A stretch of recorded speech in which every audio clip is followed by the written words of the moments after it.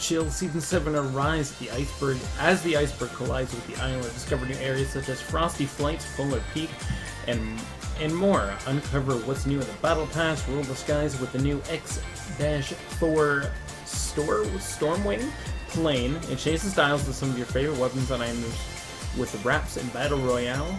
Explore Fortnite Creative, a new experience where you can create, play, and save anything you can imagine on private islands.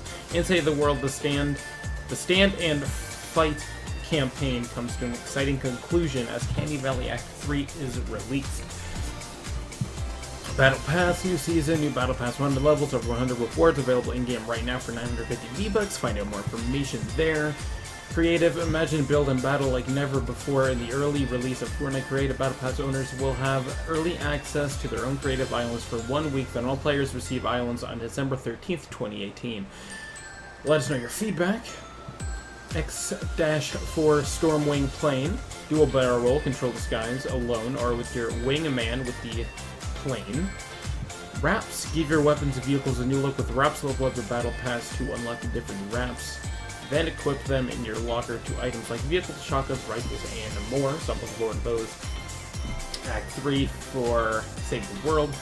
General changes, update the minimum Mac OS version, add some optimizations for when playable structures, bug fixes, fix daily challenge text, fix a crash when terminating the game, fix the potential performance when loading content, modify the error window.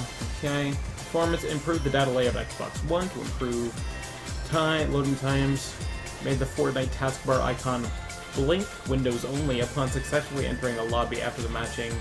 Minimize chat text on PC and mobile is no longer clickable. Clicking the chat entry text box will expand the chat text as normal. Known issues, nothing yet. We have the X-4 Stormwing plane, or I guess we're just going to call it the plane or Stormwing. Has 5 seats total. 4 passengers on the wings and a pilot. Has a mounted machine gun. Be careful, it can overheat. Players will go into skydiving state when exiting the Stormwing. Use the roll button for sharp turns. Pressing both will fly upside down. Double tapping roll buttons will do a barrel roll. Can boost and air brake for extra mobility. Balloons have been changed and reworked so that they are equipped. It is now possible to use weapons and items when in balloons. Players can attach up to 3 balloons to their back, lifting them off the ground with their balloon. Lifting them into the air when the third balloon is attached. Press jump while in the air to release balloons one at a time. Reduce stack size from 20 to 10. Updated the scope crosshair on scoped AR and thermal AR, so that's going to be interesting because really no one ever uses those, but maybe in like squads or something that's kind of good. Vaulted the following items. Now each new season gives us an opportunity to evaluate the current item rotation. Our goal is to have a reasonable number of items to learn while avoiding duplicates or overlapping functionalities. Based on recent and upcoming item additions, we selected the following for vaulting. Shadow Stones are gone because obviously they don't need them anymore. The Port-a-Fort was taken out. So we don't have a Port-a-Fortress or a Port-a-Fort anymore, I'm pretty sure, unless the Port-a-Fortress is brought back in. I'm not sure if it is or not. I don't know. The Chiller was taken out because obviously if you stand on ice, well not obviously, but if you stand on ice you will get the Chiller effects now, so you can just go to those. Clinger was taken out, which were like the sticky grenades. I don't even know why those were taken out. The Double Barrel Shotgun was also taken out. Again, I don't know why. I guess it's because this update is a lot of mobility changes, like just a lot, and of course the Shockwave Grenade was also taken out. This season, like I thought last season was going to be, is a lot of mobility, but this season is basically focused on mobility, getting you around the map as fast as possible. You got zip lines, all that good stuff. So, new biome, Iceberg. New location, Frosty Flights, Polar Peak, and Happy oh my god, Hamlet. I had to say that like 5 times. Other unnamed points of interest, POIs, have also appeared across the island. Icy surfers can be found in snowy areas. I don't know what icy surfaces, not surfers. Icy surfers would have been cool. Players will slide on certain frozen surfaces, so most ice, the actual ice. Zip lines can be found around the iceberg and near expedition outposts. Latch on and zip from one end to the other, aim, fire, or use items while conveniently traveling on zip lines. Mini-map update, increase the chance of final circles ending on the outer edges of the map. they increased that. So like the circle would be like in the water. So that's interesting because you'd have to like build or even like use planes. So like at the end of like a match, you'd have to get into like a dogfight or something. That'd be pretty cool. I have a feeling that they're going to be doing like an entire like dogfight mode where it's like only planes or something. That'd be pretty cool. Fix the bug causing weapon impact effects to play when shooting friendly players. Events, new tournament, explore pop-up cup, material cap set to 700, 500, 300. Players receive, reduce, safe zone changes, blah blah blah. I haven't done any competitive stuff yet. Some tournaments will now feature a limit on the number of matches that can be played during an event season. Ooh, so you'd actually have to do like really good instead of sort of being kind of bad but still getting your stuff. So that's kind of interesting to look at. Fix an issue which prevented players from receiving eliminations reward if player downed. Optimize spawning pickups with when a player is eliminated. Optimize spawning pickups when a player is eliminated. I'm not sure what that means. Does that mean like floor? No, because the floor is already like spawned in.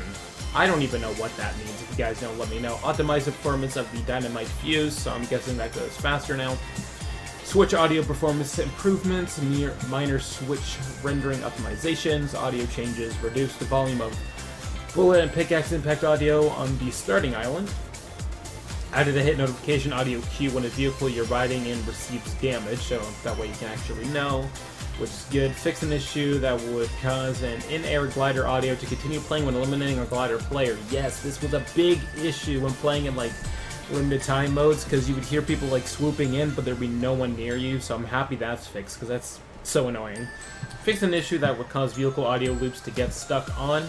Also an issue that's been around for I guess like a month or something, whatever. The ATVs, I don't even remember the name of them, but like you get off of them and still be able to hear it. Fix cracking audio heard on mobile and Switch. The Calamity Dire Ragnarok and Drifts challenges have now been moved to a new section at the bottom of the Challenges tab. Added filtering and updated the layout of the locker. Vehicle damage numbers have been added, so now you can see how much damage you're actually doing to the vehicles, which is good. Polish the store layout to support a large number of titles without needing to scroll. Minor update to player feedback. Fix battle pass information for displaying in lobby. Fix the header entry to daily challenges. Move the NVIDIA highlights button to the top right of the Battle Royale lobby. If NVIDIA highlights actually wants to work this time, that'd be great instead of not working anymore, because whatever update this month messed that up. Fix an issue with two-factor authorization screen to sometimes cause input become unresponsive. Ooh. Replay nameplates will no longer sit above other HUD elements such as the map. That's good. Mobile changes, 60 FPS enabled on iPad Pro, blah blah blah. So you guys get good stuff now, which is great for all you mobile players.